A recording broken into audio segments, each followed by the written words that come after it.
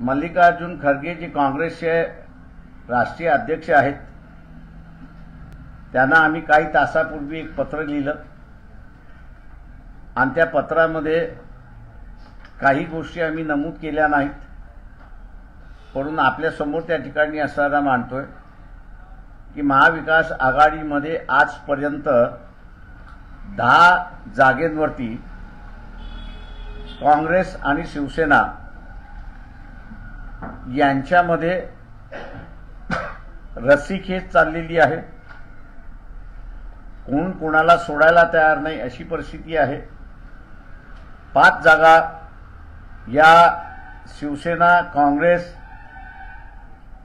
आणि एनसीपी यांच्यामध्ये रस्सीखेच चाललेली आहे, त्यांनी सोडलेल्या नाहीत। अशा ह्या परिस्थितीमध्ये लोकसभेच्या निवडणुका जाहीर झालेल्या आहेत। या जाहीर झालेल्या निवडणुकीच्या पार्श्वभूमीवरती पक्षाने असणारी भूमिका ही घेतली की आपण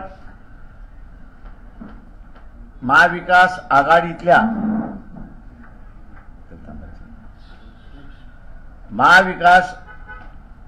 आघाडीतल्या हिश्श्याला ज्या जागा येतील त्या जागेपैकी 7 जागा काँग्रेस पक्षाने आम्हाला कम्युनिकेट करावं की आमच्या मदतीने ते जिंकू शकतात। त्या 7 जागेंमध्ये, त्या 7 मतदारसंघामध्ये वंचित बहुजन आघाडी त्यांना पाठिंबा देईल अशी परिस्थिती आहे।